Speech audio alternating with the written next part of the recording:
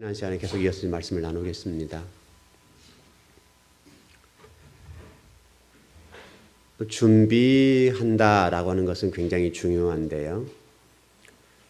준비 없이 하나님의 일꾼이 될 수는 없습니다.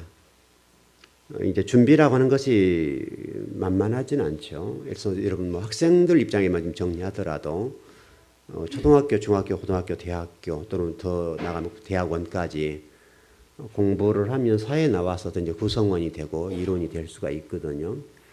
그럼에도 불구하고 여튼 대학을 나왔든 대학원을 나왔든 간에 가방만 들고 왔다 갔다 하는 정도로 해서는 사회에서 어떤 일꾼이 될 수는 없습니다. 졸업장 하나 가지고는 사회의 구성원이 될 수가 없는 거예요. 그러니까 요즘 우리 대학생들이 고등학교 들어갈 때까지 굉장히 공부를 열심히 하는 대학 가서 노는 학생들이 많거든요. 그러니까 실질적으로 저도 이제 목회자로 이렇게 살아보고 저도 공부도 해보고 저도 학교 공부를 49가지를 해봤거든요. 그러니까 꽤 오래 공부를 했죠. 꽤 공부를 오래 했는데 학교 다니면서 좀 아쉬웠던 게 뭐냐면 젊은 친구들보다는 나이 드신 분들이 더 열심히 해요. 어떤 신학교이니까 그런지 모르겠지만은 그리고 성적도 나이 든 분이 훨씬 좋아요. 젊은 친구들이 좋을 것 같은데 여러분 나이가 들면 아무래도 기억력이 좀 떨어지죠. 근데 모르겠습니다. 저는 어떤지는 모르겠는데 제가 지금 계속 공부를 해보면서 느끼는 게 뭐냐면 별로 이게 나이와 관계없다 생각을 합니다. 계속해서 공부를 하면 할수록 지식에 관해서 또는 성경 말씀에 관해서 더 좋아지고 기억력이라고 할까요? 그것들이 계속 머리를 써서 그런지는 모르겠지만은 감퇴된다는 느낌은 없는 것 같아요. 더 오히려 머리가 더 좋아지는 느낌이고 계속 공부하면 할수록 물론 이제 경험적인 측면도 있겠습니다만 머리가 훨씬 제가 고등학교나 다닐 때보다 훨씬 낫거든요. 그러니까 물론 머리가 나쁘진 않습니다만은 근데 고등학교 때는 이제 저들이 돌이켜 보면 젊을 때니까 물론 그런 것도 있겠지만은 여러 가지 이제 갈등들이 많잖아요. 어떤 정신적인 방황과 인생을 어떻게 살아갈 것인가에 대한 여러 가지 고민들이 많기 때문에 저는 또 특별히 고등학교 때 그렇게 공부 열심히 했다고는 할 수가 없어요. 일단 저를 가르치던 선생님들이 좀 마음에 안 들었고 또 저희 가정적으로 제가 공부할 만한 여건이 좀 잘 안 됐고 이제 그런 것도 있어서 제가 좀 뒤돌아봐서 제가 우리 학생들이나 교회 성도들에게 공부를 열심히 하라고 얘기하게 된 것은 또 우리 학생들을 또 공부할 때 지도하게 된 것은 제 경험 때문에 그래요. 학교에서 공부가 뒤처지거나 그러지 않고 전교 2등, 3등 정도 했으니까 잘했죠, 여러분. 잘은 했지만 그래도 제가 밤 12시 넘어가 공부해 본 적이 없거든요. 하나님이 이제 좋은 머리를 주셔서 감사하긴 한데 근데 그때 저에게 좋은 리더자나 좋은 어떤 선생님이나 좋은 선배들을 만났더라면 훨씬 공부를 잘할 수 있었단 말이죠. 근데 그런 사람 만나지 못하고 또 교사들 가운데도 그렇게 좋은 선생님을 만나지 못했어요. 그래서 내가 언젠가 여러분 한번 고백드린 것처럼 제가 이제 좀 성년이 되고 나이가 들어서 제 모교를 이렇게 가서 한번 소리를 좀 띌 일이 있었는데 가서 보니까 저를 가르치는 선생님들 계시더라고요. 한 분 만났는데 그 이름도 유명한 하바우라는 아주 별명이 있습니다. 고등학교 때 하바우 이름 아주 치를 떨었거든요. 근데 그 선생님이 사실은 제가 굉장히 좀 싫었어요. 너무나 이렇게 성적 순으로 자르고 이런 것들 때문에 교사다움을 제가 발견하지 못해서 그때 공부를 제가 했지만은 별로 좋아하지 않았던 선생님이에요. 그래서 나중에 지금 제가 그게 잘했다는 표현은 아닙니다만은 가니까 그 선생님 저를 알아보더라고요. 20년, 30년 지났는데 알아보니까 대단한 거죠. 근데 제가 이렇게 별로 반응을 안 해줬어요. 그냥 교감이 되어 계셨는데 선생님들 그렇게 하면 안 돼. 내가 그런 메시지를 전하고 싶었던 거예요. 선생님들 당신 그렇게 해가지고 교감이 됐는데 그렇게 교감이 돼서 뭐 하려고 이제 이런 생각들이 좀 있었어요. 어떻든 준비 측면에서 계속 말씀을 드려보는데 어떻든 그런 환경 속에서라도 제가 더 좀 잘 리드하는 어떤 누군가가 있었더라면 훨씬 제가 공부할 수 있는 여건이 좋았단 말이죠. 근데 그런 것들이 안 되니까 고3 때 뭐 지금 뭐 이제 애언이랑 고3 올라갑니까? 영언이? 영언이 고3 올라가죠. 고3 올라갈 때 제가 12시간 공부를 해보지 않았단 말이에요. 계속 한문 공부하고 한문 고3 때 5천자를 띄었으니까 엄청 띄었잖아요. 그때는 제가 예비고사잖아요. 여러분 제가 예비고사 시대니까 예비고사를 준비해야 될 때에 전국 모의고사를 보는데 학교에서 한 2등 쪽 나오더라고요. 그러니까 뭐 자만했는지 모르겠지만은 제가 별로 이렇게 공부에 흥미가 없어가지고 그냥 대충 해도 한 2등 나오니까 그냥 별로 이게 그랬단 말이죠. 어쨌든 그랬는데 고3 때 저는 사업을 구상하고요. 어떻게 하면 사업에서 돈을 좀 벌어볼까 생각도 해보고 한문을 사업을 하면서 한문이 필요하더라고요. 지금은 한문이 별로 안 필요하지만 그때만 해도 한문이 굉장히 중요했잖아요. 그래서 고3 때 제가 한문 5천자를 띄었어요. 그때 좋은 스승을 만났더라면 얼마나 제 인생이 빨리 가고 바른 길을 걸을 수가 있었겠어요. 여러분 우리 기성 선거들도 마찬가지고 우리 젊은 학생들도 지금 여러 명이 오늘 예배를 드리는데 여러분 철저하게 준비하십시오. 근데 저는 그때 공부는 그랬지만은 제가 이후로 계속 공부하면서 그때보다 훨씬 공부를 많이 하거든요. 제가 고3 때보다도 지금 훨씬 공부해요. 그러니까 우리 학생들이 대학을 들어가면 공부를 안 하는데 실질적으로 대학을 들어가면 지나가면 공부를 더 해야 되고 또 뭐 대학원은 더 말할 것 없고 졸업하고 나면 또 공부를 또 해야 된단 말이죠.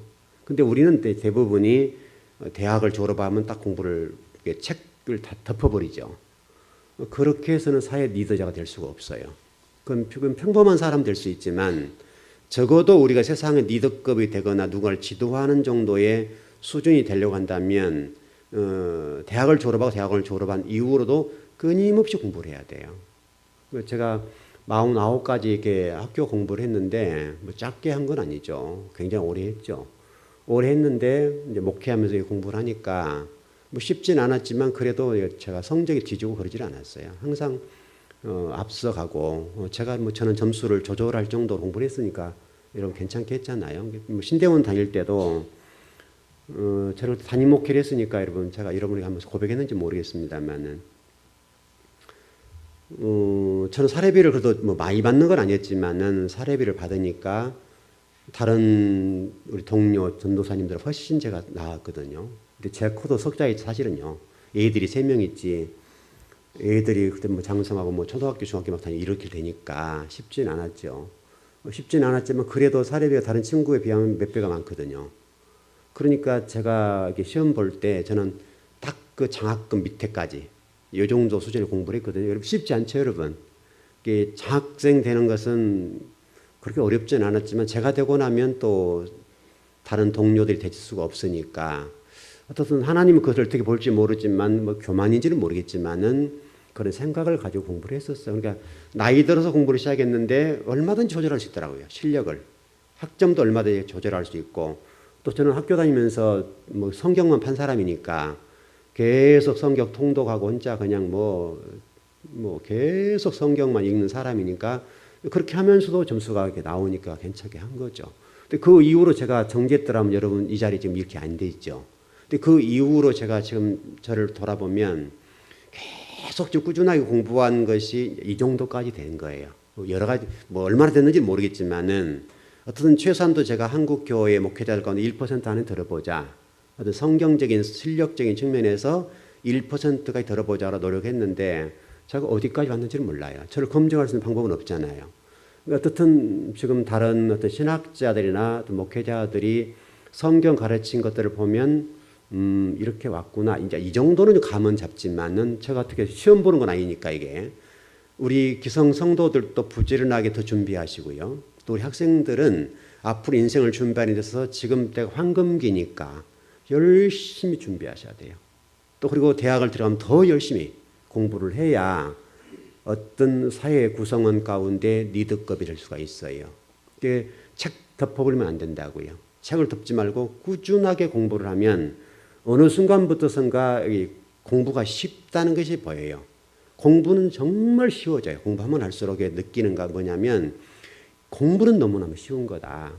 근데 우리 학생들 입장에 보면 목사님 무슨 거짓말을 그렇게 하냐고 할지 모르죠. 공부처럼 어려운 게 없는데 어떻게 쉽냐고 얘기할지 모르는데 공부를 해보니까 쉬운 거예요. 이제 나이 들어서 이제 철이 든 건지는 모르겠지만 또 제 나이도 지금 그 얼마 꽤 됐잖아요. 이제 한갑을 좀 있으면 다가오는데 근데 지금 제가 머리가 과거 고등학교 때나 뭐 대학교 때 그때 IQ나 이런 기억력과 암기력 같은 것들이 그때가 뒤처질 것 같아 보이는데 전혀 그러지 않아요. 물론 계속 머리를 쓰니까 그런지 모르겠지만 우리 학생들이 좀 여기 많이 지금 뭐 중학생 고등학교 앉아 있는데 여러분의 가정에서나 어떤 사회 구성원 속에서 능력 있는 사람을 되기 위해서는 부단하게 공부하셔야 돼요. 다른 친구보다 몇 발짝 앞에 가야 돼요. 부지런하게 해야 그 사람들 위에 설 수가 있어요. 이게 서는 게 목적은 아니지만 적어도 하나님의 사람들이 그렇게 살다가 섬기는 것은 멋진 것들이잖아요. 그러니까 준비한다고 하는 것은 대단히 중요한 거예요. 근데 우리 준비 없이 어떤 결과를 얻는다고 하는 것은 있을 수가 없어요. 준비된 만큼 돼요. 준비한 만큼 올라가게 됐어요. 어느 정도까지는 공부라고 하는 것도 이게 머리가 탁 튄다고 합니까? 어느 정도까지 공부를 해보면 이게 답이 안 나와요. 근데 공부를 계속 꾸준하게 보면 어느 순간 이게 넘어갔네 라고 하는 순간부터서는 이게 확 열려요. 성경도 똑같아요. 여러분 성경도 읽어보시면 아는 것처럼 50독을 해보세요. 상당히 열려요. 100독을 해보세요. 확 열려요. 150독을 해보세요. 많이 열려요. 200독을 해보세요. 완전히 열려요. 그러니까 실질적으로 지금 우리 한국교회 목회자들 가운데 200독을 성경한 분들이 많을 것 같죠, 여러분? 몇 분 안 돼요. 몇 분이 없다고요. 이게 정말 우리 목회자들도 성경에 매달려 성경을 씨름하고 여기 생명을 걸어야 될 문제인데 이게 텍스트잖아요. 여러분 이게 가장 중요한 거잖아요. 핵심이잖아요, 핵심. 근데 성경을 목회자들도 읽을 만한 시간이 없어요, 일단은. 너무 바빠요. 바빠서 못 읽고 또 이걸 소중하게 생각을 안 해요. 제일 소중한 것이 성경책이잖아요. 이 성경책인데 여러분 성경책은 이렇게 여러분 지금 제 거 여러분 보시죠. 보시는 것처럼 이게 읽으면 읽을수록 두꺼워져요. 이게 지금 한 10년 정도 제가 본 책이에요. 10년 정도 본 책인데 보면 볼수록 이게 두꺼워져요. 왜냐하면 손이 이게 계속 익혀지게 되면 이게 어떤 종이가 두꺼워집니다. 이렇게. 그래서 이게 이제 자크라 합니까? 이게 안 채워져요. 물론 안에 제가 뭐 여러 자료들을 제가 준비하고 공부해서 이게 이런 식으로 이렇게 다 준비를 해서 이렇게 안에다 붙여놓기도 하고 그러니까 그런데 근데 이게 가장 중요한 거예요. 이거 한 권만 가지면 어디가 설교할 수 있어야 돼요. 수십 편, 수백 편을 할 수 있어야 돼요. 왜냐하면 목회자들은 어느 순간 어느 때든지 목회자는 설교할 수 있을 만큼 준비가 돼 있어야 된다고요. 그렇지 않으면 안 돼요. 제가 뭐 예를 들어서 뭐 앞으로 어떻게 될지 모르겠지만 어떤 정말 힘든 교회들 가운데 말씀을 전할 수 있는 교회가 생긴다면 저는 성경 가서 전할 거예요. 다른 거 안 전할 거라고요. 목회 방법도 제가 잘 모르고 오직 저는 어떤 목회의 어떤 인간적인 성공이라는 관점에서는 저는 잘 모르는 사람이니까 어떻게든지 어떤 우리 목회자들 좀 깨워야 될 거 아니에요. 깨워야 될 거니까 가서 우리 목사님들에게 성경을 돌아가라고 얘기하고 싶은 거예요. 이게 목회자들이 성경을 돌아오면 교회는 회복될 것 아닙니까? 그러니까 여러분 우리 즐거운 교회가 그런 측면에 지금 한 10년 동안 제가 여러분 말씀을 먹이고 준비시켜 왔는데 여러분 10년 지나고 보니까 여러분들이 이게 성숙됐다는 걸 느끼잖아요. 우리 교회 성도들 가운데 영적 갈증을 느껴가지고 이 교회 저 교회 다니면서 또 어떤 능력 있는 목사님들이랄지 뭐 이런 분들한테 안수받고 다니는 분은 없잖아요. 우리 교회가. 그것만 해도 우리 교회는 큰 복이 됐어요. 영적 가람이 일단 없어졌다는 자체가 얼마나 복되냐고요. 그러니까 이제 이렇게 되기까지 누군가는 여기에 희생을 해줘야 돼요. 누군가는 어떤 순교자적인 생각을 가지고 준비해서 이렇게 해줄 때 여러분 영적 갈증을 느끼지 않게 되는 거예요. 그렇게 하기 쉽지 않는 거죠. 그러니까 여러분들 인생을 살아가면 똑같은 인생에서 뭐 70년, 80년 또는 뭐 앞으로 100세 시대라고 하니까 100세를 산다 하더라도 100세 사는 것 이게 중요한 게 아니에요. 100세를 살든 50년을 살든 뭐 70년을 살든 관계없이 어떻게 살아갈 것이냐. 무엇이 되느냐가 중요한 문제가 아니라 어떤 영향력을 끼치면 어떤 영향력을 끼치는 사람이 될 것이냐. 이게 중요한 문제예요. 100세 살면 뭐 할 거예요, 여러분? 아무런 의미가 없어요. 100세 살아서 그냥 짐이 되고 이렇게 되면요. 그것은 정말 추해요. 적어도 우리 교회에서 말씀을 배운 여러분들은 이스라엘 백성들처럼 노인 문제가 없을 정도로 우리 교회 안에 나이 드신 분들이 존경받는 교회가 돼야 돼요. 여러분 아마 우리 535에 가셨는데 오건사님 여러분 보시는 것처럼 뭐 가진 게 없으시고 또 자식들도 뭐 다 그만해서 어려우신데 병원에 한 달 동안 계시다 오셨는데 우리 성도들이 이번에 참 저는 참 감사하게 생각해요. 정말 어른으로서 우리가 최고 어른이니까 어른으로서 대접해드리고 최선을 다해 섬겨주신 것 때문에 참 목사로서 뿌듯해요. 교회가 여러분 그런 것 아닙니까? 그래도 오늘 좀 오전 예배 같은 경우도 걸어오실 수가 없으니까 아마 우리 김홍 선생님 같이 갔다 오셨나요? 예, 뭐 고집사님 같이 갔다 오셨어요? 네, 두 분이 가서 업고 이렇게 오셨는데 너무 귀한 거예요. 저는 이게 우리 교회 나이 드신 분들이 기도하고 신앙적으로 살게 될 때 하나님이 높여주신다 생각해요. 여러분들이 정말 그 신앙으로 살게 되면 성도들이 여러분을 알기 때문에 여러분들에게 존경하고 장로, 예를 들어서 어른이다 이 말이죠. 어른으로 존경받는 그런 교회가 돼야 돼요.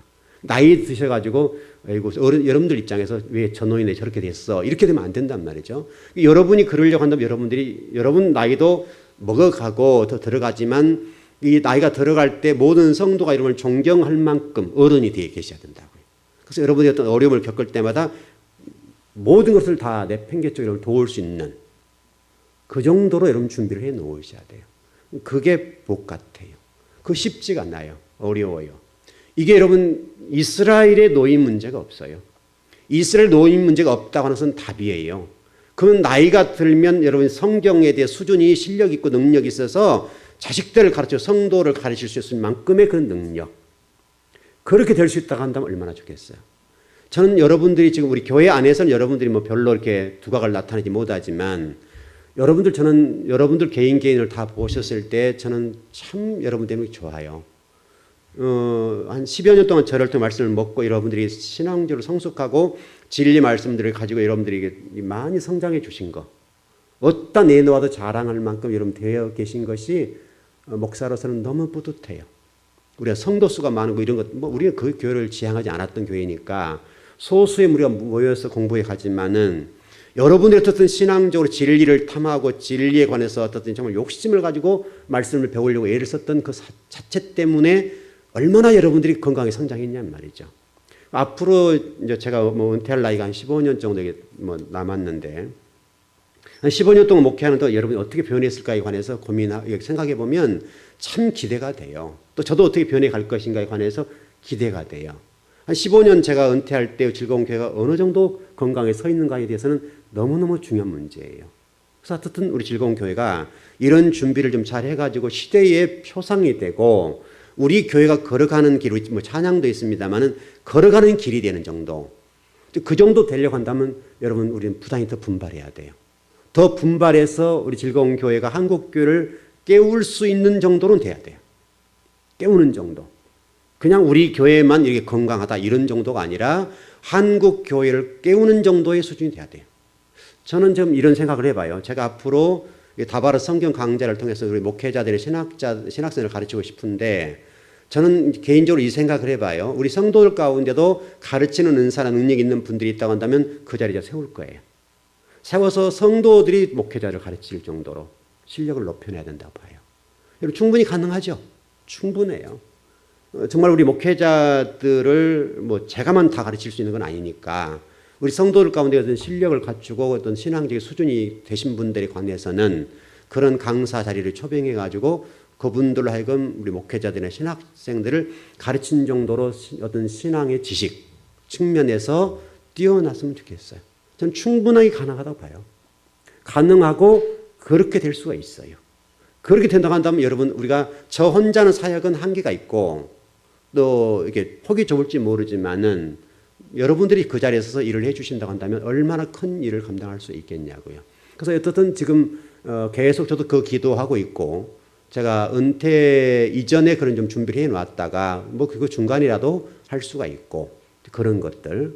뭐 이번에 제가 뭐 여러 가지 나무 가지고 옥상에서 한 2주 동안 계속 좀 작업을 하고 있는데 작업하면서 한입사람에서 제가 그런 얘기를 좀 나눈 적이 있었어요. 이 나무들이 좀 이렇게 우리 공사를 하고 이게 준비를 하는데 이것들이 앞으로 다바르 성경 강좌하는데 쓰일 수도 있다. 그러니까 우리 잘 준비해 놓자. 이게 쓰이면 그 준비를 다 해놓은 상태면 얼마든지 가능하단 말이죠. 그러면 그때 다바르 성경 강좌에 돈 들이지 않아도 이것들을 그대로 음반해서 쓰면 성경 강좌 될 수가 있고, 또 1층에다가 만일에 그런 것들을 활용해서도 얼마든 지금 뭐 땅을 준비 못한다면 할 수가 있고 얼마든지 할 수 있겠다 이 생각을 해봐요. 그 생각이에요. 이것도 생각 저것도 생각하지만은 그렇게 준비를 해보니까 힘이 되는 거예요. 힘이 들고 어렵지만 여러분 옥상에 나가서 일하는 거 쉽지 않아요. 춥고 힘들어요. 그것도 하루 종일 뭐 굉장하게 일을 부지런하게 하니까 힘은 들지만 그런 희망이 생기니까 이것이 얼마나 저에게 힘이 되는지 몰라요. 어쨌든 여러분 모두가 우리 즐거운 교회를 통해서 준비를 잘 해가지고 한국 교회를 빛내 한국 교회를 멋지게 세워나갔으면 좋겠어요. 지난 금요일 우리 야고보서 1장 27절을 마치고 좀 정리하다 마쳤는데 참된 경건이라고 하는 걸 배웠죠. 참된 경건이라고 하는 것을 보면서 야고보서 1장 27절에 고아와 과부 얘기가 나와요. 고아라고 하는 것들이 우리가 생각하는 어쨌든 그 부모를 잃어버리고 혼자 큰 아이들, 이게 고아라고 생각을 하죠. 저도 그 청년 때 제가 고아원에서 설교를 이렇게 인도했던 적이 있어요. 예배를 인도하고 그 아이들을 볼 때 제가 마음속에 이렇게 제가 물론 목회자가 되겠다고 서운했던 것들이 그런 아이도 있고, 제가 그 등대 교회라는 서울에 어느 청년 때 제가 이렇게 좀 많이 방황할 때에 등대 교회에 가서 정신 지체아들이 성극하는 걸 보면서 하나님 저도 저런 아이들을 위해서 일할 수 있다면 좋겠어요. 그렇게 제가 좀 서운하고 출발한 건데, 이제 그래서 고아원에도 제가 설교도 해보기도 하고, 근데 고아원에서 제가 설교를 해보면서 안타까웠던 게 뭐냐면 너무 기계화됐던 아이들 때문에 너무나 가슴이 아팠어요. 그러니까 선생님들의 지배를 받고 있는 상태이기 때문에 예배를 드릴 때 이 아이들이 너무나 기계화되어 있는, 이 자율적인 게 없는, 그래서 제가 굉장히 그게 싫었어요. 굉장히 싫어서 제발 좀 그러지 말아라. 그냥 예배 시간에 그냥 딱 주도권에 앉아가지고 그냥 얘들이 완전히 활기를 잃어버리고 선생님들이 감시를 하니까 꼼짝을 못하는 거예요. 너무너무 가슴이 아파가지고 제가 설교를 한다면 너무너무 가슴이 아팠어요. 그래서 제가 그들을 계속 말씀을 먹이고 예배 인도하고, 그리고 뭐 제가 언제 그런 고백을 좀 드렸지만은 그 아이들이 먹을 것은 풍족하고 그런데 얼굴에 보면 먹을 것이 풍족함에도 불구하고 얼굴에 늘 그늘이 있단 말이죠. 그게 사랑의 굶주림이겠죠. 그래서 하여튼 제가 그 고아원에서 예배 인도하고 설교하면서, 여러분 예배 끝나고 나면 다과가 준비되고 막 그런 거 있잖아요. 그 선생님들이나 그 총무 되셨던 분들이 제가 설교를 마치고 이제 예배 끝나고 이렇게 내려가면 다과를 준비하고 꼭 다과를 이렇게 대접을 해드리는데 한 번도 제가 다과에 앉아본 적이 없어요. 앉아보지 않았던 이유가 왜 그러냐면 아이들을 뺏어먹는 느낌이었어요. 너무너무 가슴이 아프고, 제가 그 고아원이 어떤 고아원인지를 알았기 때문에, 왜냐하면 그 고아원이 정부에 나온 돈들을 가지고 당시에 그 돈들이 건강하게 운영되지 않았어요. 너무너무 가슴 아픈 그걸 아니까, 바로 제 집 옆에 있었던 고아원이거든요. 그걸 아니까 제가 무언의 메시지를 전한 거예요. 너희를 뜯어먹으면 안 돼. 이런 메시지를 전한 건데, 어쨌든 이제 고아라고 하는 게 그런 거죠. 근데 여러분 성경에 말하는 고아는요, 그런 고아가 아니에요. 하나님 아버지가 없는 것을 고아라고 그래요. 그리고 여기 과부가 나오는데, 과부는 우리가 일반적인 상식으로는 남편이 없는 여자 이렇게 알죠. 근데 여기 나와 있는 이 과부라고 하는 것은 그런 관점이 아니라 예수 그리스도를 구주와 주님을 믿지 않는 자를 과부라고 그래요. 참된 경건이라고 하는 게 뭐냐면 하나님 아버지를 나의 아버지로 섬기고 예수 그리스도를 나의 구주와 주님으로 섬기는 것, 이게 참된 경건이에요. 여러분 우리가 지금 여러분 이런 공부를 해드렸잖아요.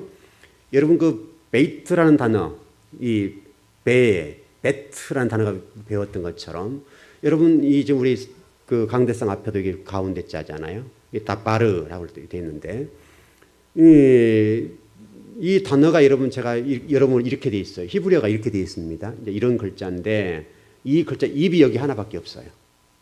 이게 우리 신앙을 설명하는 거예요. 좌도 우도 뒤도 보지 말고 앞만 보고 가. 우리 여호수아 1장 7절 같은 데 보게 되면 강하고 담대하라 하면서 이 가나안 땅 정복할 때에 하나님께 여호수아에게 주신 메시지가 뭐예요? 주야로 어떤 토라를 묵상해봐라. 그러면서 나왔던 단어가 이 단어예요. 앞으로. 그러니까 좌도 우도 뒤도 보지 말고 앞으로 가라. 그래서 파님이라는 이 히브리어 단어 얼굴이란 단어가 위를 지향할 때 가치가 있다라고 돼. 여러분의 가치는 위예요. 위를 바라볼 때 여러분은 가치 있는 사람이 된다고요. 근데 그것이 여러분 이게 참된 경건이라고 우리에게 지금 가르쳐주고 있어요. 근데 문제는 우리가 지금 이 말씀을 배우고 감에도 불구하고 신앙인들이 이런 준비에 대해서 굉장히 민첩하지 못해요.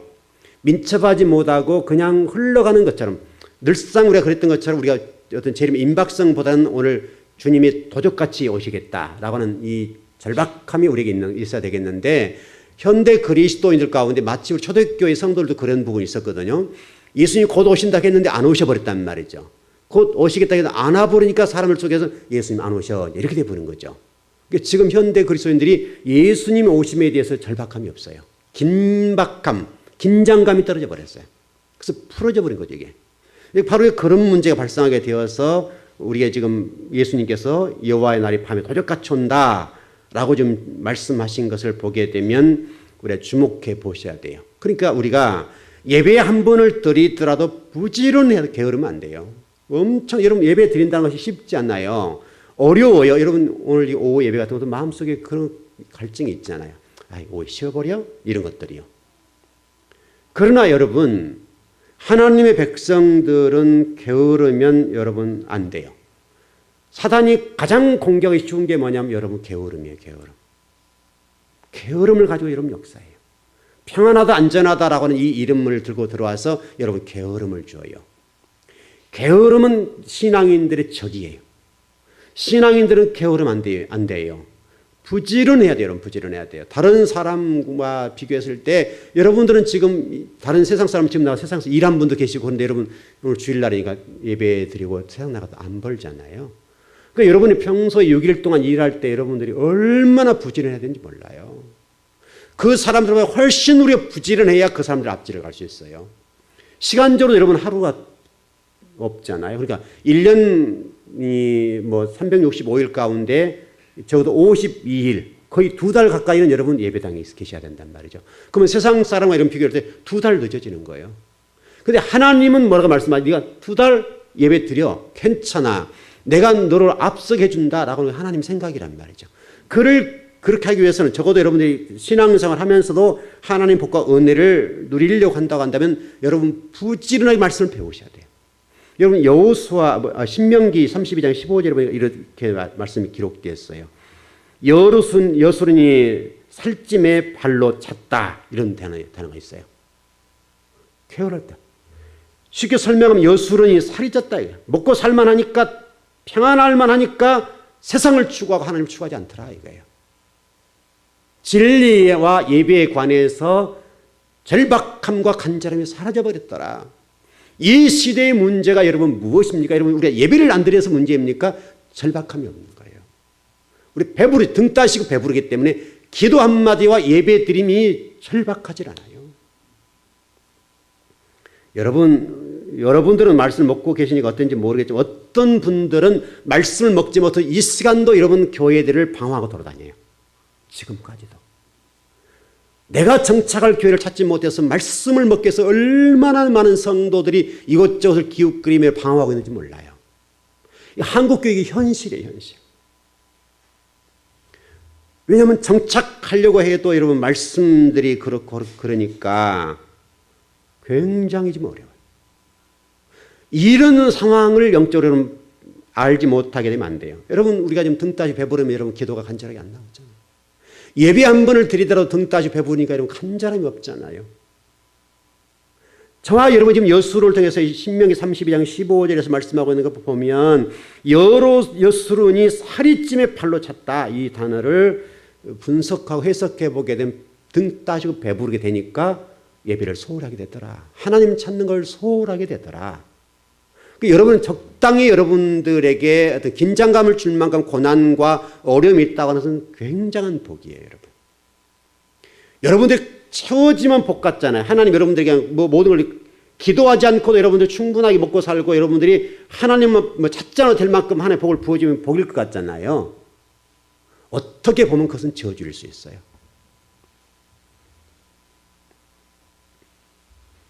여러분 그 예수님께서 이런 말씀하셨어요. 달란트 비유에서 한 달란트 맡은 자에 대해서 게으름에도 설명했잖아요. 게으름에서 뭐라고 말씀하셨는가 하면 악하고 게으른 종아, 악이라고. 게으름, 한 달란트를 가지고 남기지 못하게 되니까 그걸 땅에 묻어뒀잖아요. 그러니까 예수님 말씀하시기를 악하고 게으른 종아, 너는 무익한 자다, 무익한 자. 여러분, 무익하다는 말 자체를 이게 굉장히 얼마나 아픈 얘기예요. 너는 사람이지만 하나님 나라를 위해서 아무것도 쓰임새가 없다. 여러분, 우리 즐거운교회 성도를 보십시다. 우리 성도들 가운데 다 달란트가 달라요. 어떤 분들은 이런 모양으로, 저런 분은 저 모양으로 이렇게. 여러분, 손가락 하나를 보십시오. 손가락 하나도 이러면 다 다르잖아요. 다 달라요. 이 손가락 하나, 이거 아무것도 아닌 것 같죠? 여러분, 제가 이게 손가락이 보시죠? 시큰 멍이 들었는데, 이 나무 큰 것들을 이렇게 조금 이렇게 일하다가 그게 눌러버렸어요. 2번 눌러버렸는데, 이 빠질 것 같아요. 근데요, 이게 아무것도 아니죠? 이 손톱이, 손톱이잖아요, 손톱. 손톱이 아무것도 아닌 것처럼 보이잖아요, 여러분. 근데 이거 하나 안 된다고 이게 마음대로 안 돼요. 뭐 하나 짚거나 뭐 일을 하는데요, 이게 안 되는 거예요, 안 돼. 이게 안 돼요. 손톱이 여러분 얼마나 귀한지 몰라요. 여러분, 이 손톱이 없어 보세요, 이게. 일을 자유자재로 할 수 있는가? 안 돼요. 여러분, 이 손가락이 여러분들 이게 마디 움직이는 걸 보겠죠? 여러분, 제가 이 손가락이요. 이게 기계를 다루다가 좀 이게 인대가 나가고 좀 다 나갔잖아요. 근데 이게요, 제가 지금 예배 시간도 마찬가지지만 평소에 이게 굉장히 시려워요. 겨울 된 시려워서 얼마나 고통스러운지 몰라요. 그래서 이걸 제가 새벽 예배도 와서 이걸 펴요. 펴고 있어야 돼요. 그래 안 아파요. 근데 일하는 데도 있어서요, 얼마나 이게 지장이 있는지. 제가 이게 볼펜 하나 짚고 글씨 하나 쓰는 것도, 글씨를 제가 잘못 쓰는 사람이 아니고 잘 쓰는 편인데요, 글씨 하나 쓸 때도 이게 잘 안 돼요. 제가 명필은 아닐지 몰라도 글씨가 제가 마음먹은 만큼 안 나와요. 글씨가요. 이게 원래 이 손은 필요 없는 손이잖아요, 이 글씨를 쓸 때는. 그런데 이게 없게 잘 활용도가 안 되니까 이게 피가 잘 안 통하고, 그러니까 글씨를 쓰는데도요, 이게 마음대로 안 돼요. 그러니까 여러분, 우리 즐거운 교회에서 예배드리는 여러분 가운데 한 분도 필요 없는 분이 하나도 없다고요. 하나님이 보실 때는 다 필요한 거예요. 어떤 분은 손톱으로, 어떤 분들은 인대로, 어떤 분은 발로, 어떤 분은 입으로, 어떤 분은 코로, 어떤 분은 귀로, 어떤 분은 눈으로.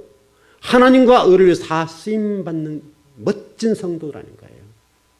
나는 능력이 없고 나는 뭐 재능이 없다. 그것 때문에 여러분 좌절할 필요가 없어요. 재능이 없으면 없는 대로 드리면 돼요. 그것이 재능인 거예요. 왜냐하면 손톱 하나도 이런 거 없으면 안 돼요. 여러분, 아무것도 이게 쓰임새가 없지만은 손톱이 없으면 여러분 일 못 해요. 마음대로 안 돼요. 그러니까 여러분들 자신을 바라볼 때 나는 이렇게 무능력한데 안 그래요. 그 일들을 통해서 분명히 주님께서 여러분을 쓰실 수 있어요. 그러니까 여러분이 주어진 달란트가 한 달란트가 됐든 2달란트가 그건 관계없어요. 그것을 가지고 어떻게 쓰일 것인가라고 하는 거예요. 여러분, 우리 인간의 어떤 가치 체계를 좀 뒤집어서 늘 바라볼 때에 여러분 자신이 여러분 자신들을 축복하지 않으면 안 돼요. 여러분 자신을. 하나님은 여러분들 귀하게 보세요. 여러분들은 천하보다 귀한 존재예요. 여러분은 존재는 대단한 존재예요. 여러분이 여러분을 몰라서 그렇지 하나님 보실 때 여러분 굉장히 대단한 존재들이세요. 여러분이 여러분 자신을 바라볼 때 대단한 존재라는 것을 늘 생각하고요. 귀하게 생각하고 민첩하게 움직이셔야 민첩하게. 그래서 하나님 나라 의를 귀하게 쓰임받을 수 있다면 얼마나 좋은지 몰라요. 여러분 뭐 평안하고 안전하다 이게 좋을 것 같아도 여러분 절대 그러지 않습니다. 그러니까 여러분 이 참된 경건이라는 걸 통해서 배우고 그런 것처럼 여러분 부지런하게 하나님 말씀을 배우는 거예요. 말씀. 여러분 여호와의 날 도적같이 임한다는 말씀 속에는 이 뜻 자체가 보면 우리가 생각하고 전혀 다를 수가 있어요. 하나님 말씀 부지런히 익히고 배워서 그 진리의 말씀으로 삶으로 증거된 그때 주님 오신다 이렇게 표현된 것도 해석상으로는. 진리의 말씀을 부지런하게 배우고 익혀서 그 말씀의 증거가 되는 그날 주님이 오시겠다 이렇게 됐다고요. 도적같이 임한다라는 단어 속에는. 그러니까 여러분이 지금 해야 될 일이 있다면 뭐냐면 부지런하게 하나님 말씀을 배우고 익히고 또 반복해서 그것이 내 몸에서 자연스럽게 흘러나올 수 있도록 자연스럽게. 그 반복이 필요해요. 반복. 말씀은 반복해야 돼요. 반복해서 여러분 가운데 그 말씀이 그냥 생활화되고 그 말씀이 여러분을 지배할 정도의 능력 있는 말씀이 돼야 된다고요. 그것이 여러분 도적같이 전혀 알지 못할 때 오시겠다라고는 단어예요. 그래서 저와 여러분들이 우리 베드로후서 3장 11절 말씀 보게 되면 거룩한 행실이라고 하는 강조하고 있어요. 거룩한 행실. 그러니까 우리가 지금 이 기독교적인 관점이 봤을 때 너무나 우리가 믿음을 강조하게 되었는데 굉장히 중요한 것이에요. 믿음은. 중요한 것이지만 믿음 플러스 알파 행실이 하나예요. 너무나 우리는 말씀을 좀 잘못 왜곡한 것들이 많은데 어떤 베드로서 3장 11절에서 뭐라고 됐는가 하면 거룩한 행실이라는 단어를 보니까 히브리어의 뜻을 보니까 깨끗하게 만들어가는 안에서 걸어가는 것. 깨끗하게 만들어가는 안에서 걸어가는 것이 뭐냐면 거룩한 행실이라는 거예요. 거룩한 행실. 진리 말씀을 부지런히 배우고 그 진리 말씀을 배운 그 안에서 걸어가는 거예요. 왜냐하면 토라라는 단어 자체가 길이라고 배웠잖아요. 길이니까. 토라는 길이에요. 613개의 길이라면 길. 그 길이 하나로 통하게 돼, 하나로. 여러분 고속도로 지금 하나 쫙 뚫렸잖아요, 여러분. 그게 막히면 안 된다고요. 그게 여러분 길이에요. 여러분 속에 이 거룩한 행실이 될 수 있도록 진리의 말씀을 부지런하게 배우고 익혀서 여러분 가운데 있는 짐승을 때려잡아야 돼요. 표현이 좀 과격한데요. 하나님께서 말씀을 히브리어의 뜻으로 보니까 내 내면 속에 짐승의 속성들이 있는데 그 짐승의 속성들을 진리의 말씀으로 죽이는 것. 이것을 가리켜서 거룩한 행실이 되고 그와 같은 일을 통해서 알곡 신자가 되어가는 거예요. 그러니까 여러분이 알곡 신자라고 하는 것은 대단히 중요해요. 여러분 교회를 이사야서는 뭐라고 말씀하고 있어요? 타작마당이다. 타작마당. 타작마당이라는 것과 더불어서 요한계시록으로 넘어가 보게 되면 우리 주님께서 천사들을 통해서 인을 치고 다닌다. 우리 눈에는 보이지 않지만 아버지 눈에 보이는 인을 치는 작업들을 한다라고 되어 있기 때문에 여러분들과 제가 그것을 잊어버리면 안 돼요. 왜냐하면 여러분 생각해보면 간단하잖아요. 여러분 평소에 어떤 사람들을 생각할 때 기억해 놓잖아요. 어떤 마음속에 저분은 언젠가 내가 도와줄 거다 라고 하는 마음이랄지 아니면 언젠가 내가 너를 대갚음해 주지 이런 마음들이 새겨지게 되잖아요. 헌신하고 충성하는 것. 제가 오늘 여러분 주보에다 글을 좀 썼습니다만은 여러분 보십시오. 지금 우리나라의 어떤 미래 이걸 좀 볼 때에 여러분 지금 여러 가지 어린이집 문제가 나오고 있습니다만은 이게 교회적인 메시지를 저는 받아들였어요. 교회가 뭐 할 거냐? 교회가 앞으로 10년, 20년, 30년을 내다볼 때에 어떻게 가야 될 것인가의 메시지를 받아들였어요. 그래서 이 교회가 기성세대들, 헌금하는 세대, 교회가 지금 중요하게 보는 것은 헌금 세대잖아요. 헌금을 해주는 사람이 중요하다. 이렇게 보는 건데 하나님 나라 미래를 위해서 더 중요한 것은 뭐예요? 헌금을 못하는 우리 학생들, 청년들, 대학생들, 고등학교, 중학교, 초등학생들 이 아이들을 어떻게 할 것이냐 이 문제가 더 중요해요.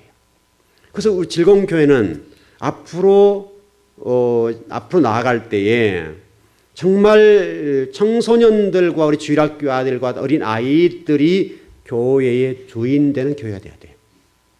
그래야 돼요. 우리 교회에서 아무리 힘들고 어렵지만 장학금을 지급하게 된 것은 그런 일환이에요. 교회가 너희들 관심이 있다. 액수의 문제가 아니라 너희들 관심 있어. 그러니까 여러분 부지런히 살아라. 그 메시지를 전하고 싶은 거예요. 그래서 교회가 그 일을 해야 된다고 저는 보는 거예요. 여러분 좀 정리해 보십시다. 여러분이 하나님의 사람들로서 왔다가 가실 날이 올 텐데 가실 때 여러분들은 어떤 무엇을 남기고 가실 건가 좀 생각을 해보셔야 돼요. 그러니까 인간적인 어떤 것을 남기기 위해서 오셨다고 한다면 그것은 아닌 것 같아요. 중요한 것은 주님이 평가하셔서 주님이 기뻐하실 만한 그 무엇을 어떻게 남길 것이냐 이런 거예요. 바로 그것이 하나님 나라고 그것의 어떤 여부에 따라서 하나님의 교회는 달라지게 될 거예요. 그래서 여러분 정말 여러분 영혼들이 진리를 담기에 깨끗하고 순수한 알곡이었으면 좋겠어요. 알곡신자. 알곡신자는 많지 않아도 돼요. 적어도 우리 즐거운교회 이 정도 숫자만 가도 충분해요. 이 정도 숫자면 알곡신자가 된다고 한다면 한국교회를 회복할 수가 있어요. 저는 충분하게 가능하다고 봐요. 숫자의 문제 아닌 것 같아요. 숫자가 많다고 해서 여러분 꼭 능력 있는 건 아니에요. 여러분들이 정말 어떻게 변화되어서 하나님 보시기에 청결하고 깨끗하고 알곡신자가 되어 있느냐, 정말 하나님 나라와 의를 위해서 생명을 던질 만한 성도가 되어 있느냐 못 되어 있느냐가 중요한 문제지 다른 문제 같지는 않아요. 여러분 분발하십시오. 더 분발해서 여러분 속에 세속적인 것들을 깨트리고 부숴버리고 잘라내어서 더 깨끗한 하나님의 백성이 될 수 있도록 준비하십시오. 그 준비가 잘 되면 하나님이 보일 겁니다. 하나님이 하신 일들, 하나님 무엇을 계획하시고 무엇을 뜻하시고 무엇을 의도하는지 그게 보일 거예요. 여러분이 하나님의 수준에 오르면 하나님 나라가 보일 거 아니에요. 진리가 여러분들에게 흥하게 되면 그 진리 때문에 하나님 나라가 보일 거라고요. 그 보이는 하나님 나라를 위해서 여러분들을 드림이 되면 돼요. 드려서 여러분 얼마나 멋지게 일할 수가 있겠어요. 정말 그런 복된 은혜가 있었으면 좋겠습니다. 저도 이번에 가서 그 일을 하고 오겠습니다. 여러분 기도해 주시고요. 어떻든 가서 최선을 다해서 한번 저도 도전해보고 말씀을 전해보고 올 겁니다. 여러분 기도를 많이 해주셔서 정말 그 몇 교회들이 모여서 말씀을 지금 듣게 사경을 하게 되는데 하여튼 제가 여러분이 전한 이런 정도의 수준의 말씀 전할 거예요. 전하고 올 건데 이 일은 성령님의 도우심이 없이는 될 수가 없어요. 여러분 철저히 좀 기도해 주시고 제가 그곳에 가서 사역하는 동안에 여러분의 기도가 절실하게 필요합니다. 정말 그 시간에 여러분 정말 일터에 계시지 마음으로는 기도해 주십시오. 기도해서 그곳에 성령의 운행하심이 있도록 기도해 주시고 그래서 운행하심이 있어서 혼돈과 공허라고 하는 이 어둠과 무정이 물러가고 빛이 들어가서 그들을 회복케 하는 놀라운 역사, 그런 역사가 일어났으면 좋겠습니다. 그 복이 꼭 있길 바랍니다. 기도하겠습니다.